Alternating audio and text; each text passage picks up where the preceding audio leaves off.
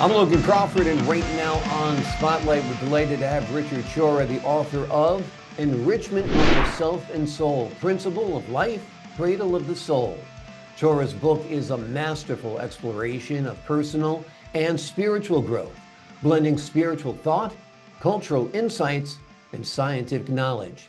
He guides readers through a transformative journey, uncovering the sacredness and symbols within us all, and reveals how to enhance oneself and soul to achieve greater success, spirituality, and satisfaction. We're delighted to have this very talented author join us here today on Spotlight. We thank the team at Authors Reputation Press for helping us put him in the spotlight today. And we ask viewers like you to support writers like him by subscribing to our channel and by purchasing his wonderful book. The links are below the interview. Richard, thank you so much for joining us here today on Spotlight. Thank you, Logan. That was a wonderful introduction, and it's an honor to be here. Well, it's an honor to have you on the show, and you've written a wonderful book, so it deserves a lofty introduction, that is for sure. Tell us, what was the inspiration behind your book, Enrichment of the Self and Soul? Well, I used to read books on being and becoming. Those are two subjects in philosophy. And one day, I went down to the brand new library here at the University of Tennessee, and I went up to the third floor. It wasn't marked what the subject matter was. I walked down the aisle, went into a stack of books, and pulled a book out of random, opened it, and I saw this word self, S-E-L-F. Looked in the index, and I thought, that sounds like being and becoming, only better. So anyway, I started doing some research, and I found out a lot of famous achievers said good things about the self, said it was very important to learn about it. So I thought I'll start doing research on it because a lot of people would like to know about it, and it could help everybody. So anyway, that was the inspiration. Yeah, well, it was a great inspiration indeed. Tell us how you distinguish the self and the soul. Are they intertwined? They're intertwined. They call the self the seat of the soul. So I guess you might say, in that case, it's intertwined. But it's, I guess you could say you have spirituality, self, and soul. And so if you enrich the self, you're enriching the soul, and you're enriching your spirituality and meaning in life, which a lot of people are looking for now. Absolutely. Have you always been interested in philosophy and spirituality? Tell us a little bit about your journey. Well, it's been more like philosophy. I was a consulting engineer, and I worked for the Fortune 500, Fortune 100 companies, and the top 5 consulting engineering companies. And I worked in about 6 different states. And after work, I would go to the nearest university library and do research on the self and see what famous people that were achievers wrote books on art, music, philosophy, religion, sociology, you name it, and what they said about it. And so I spent 6 years writing about it, but I didn't have to spend 6 years. I could have done it in, 2 years. But I kind of enjoyed doing it, so I kept writing. And then when I got done, I sent it to a literary analyst, and they said, well, you got 3 books here. Because I had a lot of information on the universe and astronomy and quantum physics. So I took that part out, and I still had a meaty book. So anyway, that was kind of my journey. I guess you might say that was my journey, but there's a lot of other things I could say. Absolutely. In your book, you emphasize the importance of discovering and changing our genuine selves. Can you give us some insights on the common barriers people face in the process and how your book helps people overcome them? Well, first of all, psychologists have done research, and they found out there's 5 different selves, and that each self has a process of development. And if a process gets hurt or interrupted, you could need therapy. So it's very important. In other nations, there's customs for developing the self. It might not be formal. People may not even know they're doing it, but they're doing it. And Margaret Mead, the famous anthropologist, said, yeah, that's the way it is over there. And in India, they've been doing this for like 3,000 years. And they've got a lot of writings on it. They got their Book of the Vedas. They got their Upanishads. And it's a very big thing. Absolutely. So it's very important. But let me just say this right up already, that they say that if you do not learn about the self, you only read one page in the book of life. So that's how important it is. You know, that's very, very profound. If you want to live your best life, a full life, you have to explore yourself. You have to know yourself before you can know others fully, before you know your world. Yes. So another thing about developing the self, enriching it, you're enriching and developing and bettering yourself, your soul, your thinking, and also your personality and individuality. And you're adding meaning, you're adding satisfying meaning to your life. Absolutely. And that's what this journey is all about, finding meaning. I found it an interesting quote the other day from Jim Carrey, the comedian and actor. He said, oh, yeah. Do you know the quote that I'm going to say? No, I don't. No. He said, I know him, but that's all. Yeah. He's a funny guy, that's for sure, but sometimes he can be witty and profound as well. He said, I wish everybody could become rich and famous. That way they would find out that's not the answer. That's a good one. That's a very profound one. Yeah, that is profound. I mean, it goes to show you that, if there's an emptiness inside, if your life lacks meaning, if you don't feel fulfilled, it's not about the external things. It's not about how much money you make. Sure, you need a certain amount of money to have a level of happiness, but beyond that, it's just, extraneous. But to be fulfilled, like you said, you have to know yourself. You have to be connected spiritually. You have to be connected with others. You have to be connected with the universe, right? Right. Well, in the book, I give like probably 100 different definitions of what the self is, from everybody, philosophers, religious people, comparative religions, even quantum physicists, artists, and they all give you an idea of what their version of the self is and how they bettered it. And so these are good examples to help people to get there, and they're not just going to be on their own. And one of the purposes of this book is to help the reader possess spiritual growth with creative thought, the sacredness of origin, the holiness of originality, the dual freshness, and the priority of philosophical genius, and also an ability to extract knowledge that people may never had before. And a lot of people can do this. So that's, and then I would like to say that the target audience of this is the Generation X, the Generation Z, the millennials, the boomers, the baby boomers, the silent generation, the atheists, the agnostics, and then the theologians that said there's three groups that there's the nomads, the exiles, and that these people are all looking for better spirituality and more meaning in life, because without meaning, life can be a hill of hate, So anyway. And we see a lot of those hills today. There seems to be a lot of discord, a lot of polarization, a lot of hate out there. I think if people turn inward first and examine themselves, they might find more peace, more happiness, and less anger. Tell me, you use a lot of philosophers and theologians to define the concept of self. How would you define the concept of self? Well, of course, I got in there. It's the seat of the soul.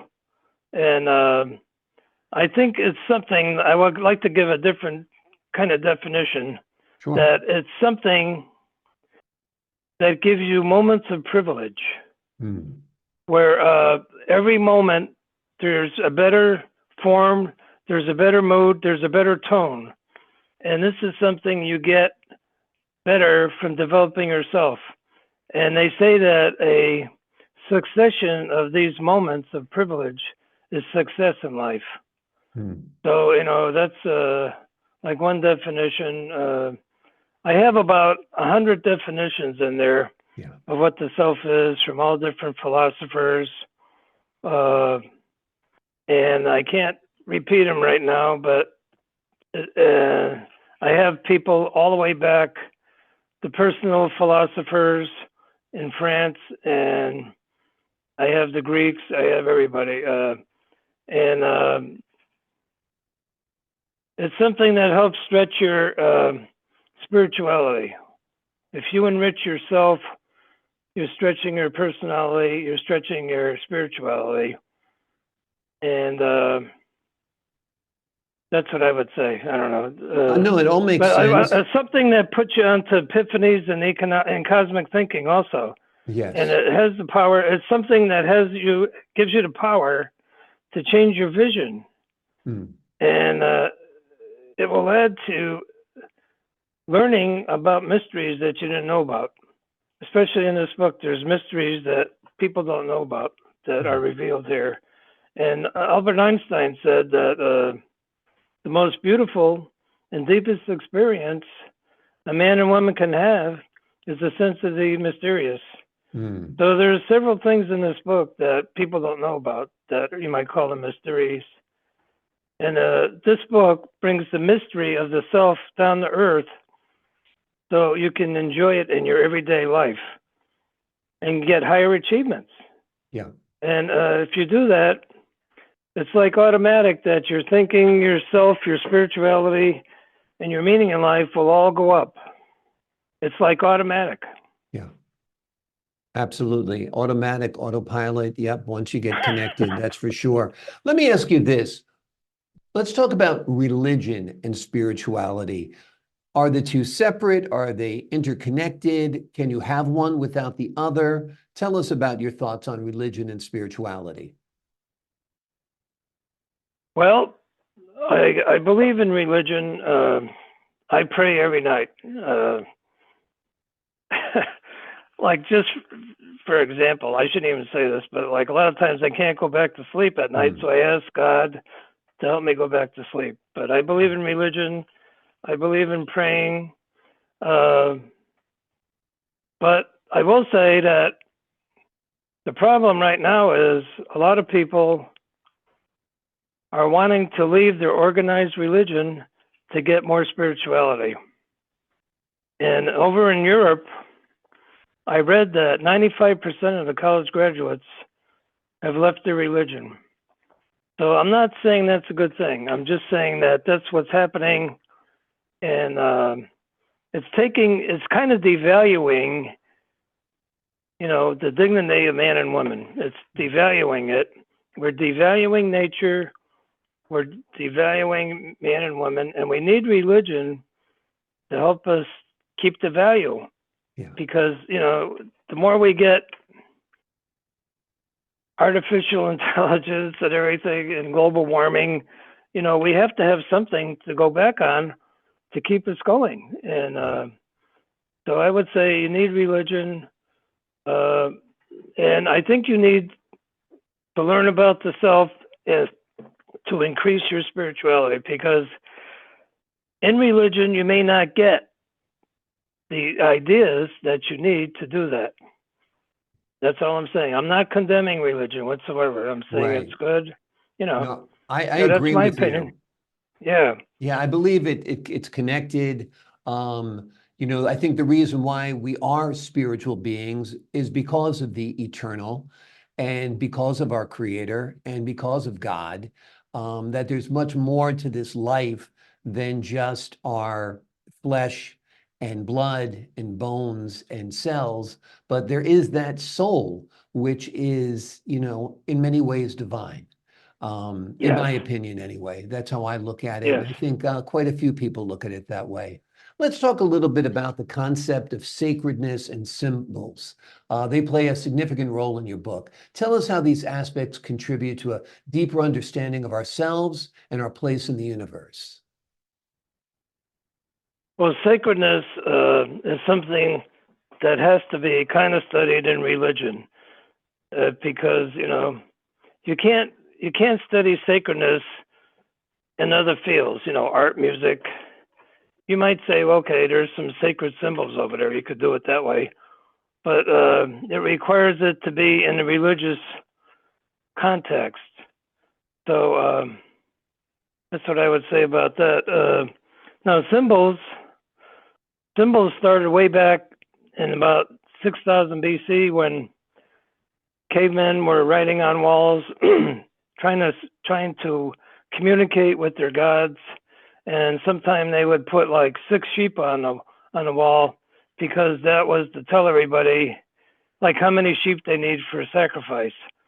So then it grew into they need to keep track of business transactions, and it grew from there. In about 3000 BC, they even started writing poetry. So then it just got more and more, and so it got to the point where symbols are used in everything, and because they're easier to manipulate than like statues. So in the year 1956, symbols became a big thing in like the economy. So there was like, the government said that was the year that more people started working in symbol-oriented fields like computers and television than in manufacturing. So anyway, symbols are like a moment of privilege, and they're like moments of veneration. Sometime, if they're a religious symbol, St. Augustine called them symbols of veneration. And Thomas Aquinas said that the first perfection of a thing is its form, from which it receives its species. And then he had another good quote, is that the perfect word, not wanting in anything, is the art of God. So that kind of gives you a feeling. So I would say symbols help you enter the ether of veneration.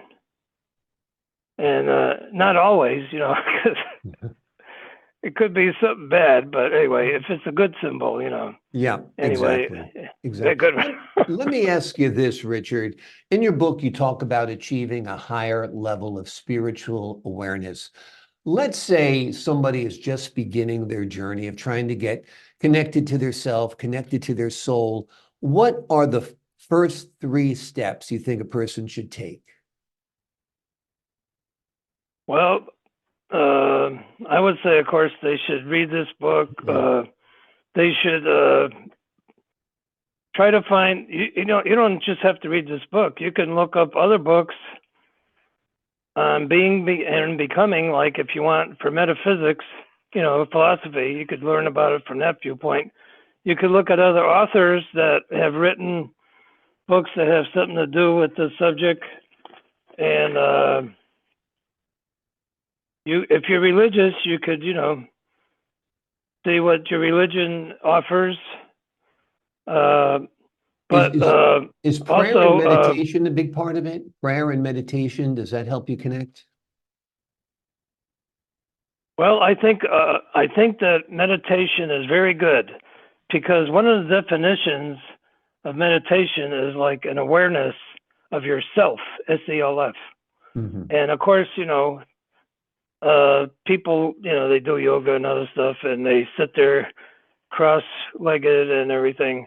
And so meditation, being an awareness of yourself, is a good thing, because it's a form of like enriching yourself and your soul, Exactly. And you could set goals while you're doing it. You could set goals. You could say, well, I want to have a better personality. I want to think about ways I could have more meaning in life.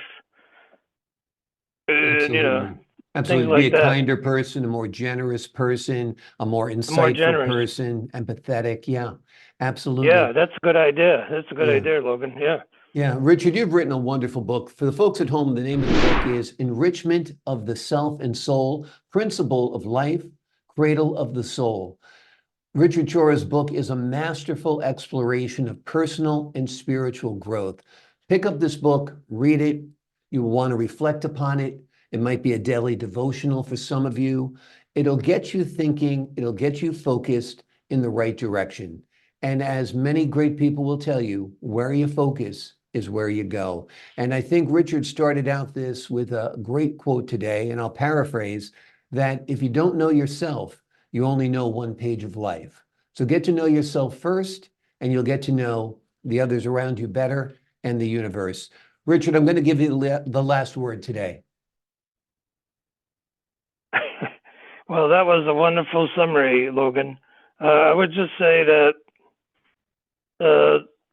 there's so many opportunities out there for you to enrich yourself. You could start off with this book, and then you could think to yourself, what else could I do? You know, what ideas did I get from this book to do something better or something the same, and see where it brings you.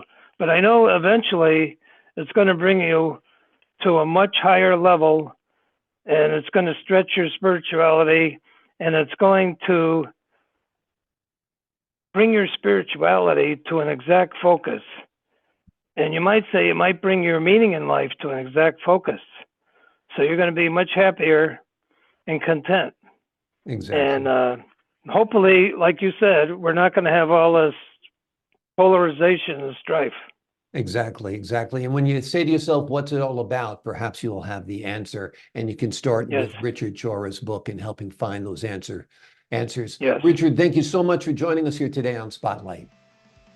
Thank you, Logan. That was an honor to be here, and I love the way you summarized that. Well, I appreciate that, sir. I was inspired by your book, that's for sure. To the folks at home, I'm Logan Crawford, thanking you for your time this time. Until next time on Spotlight.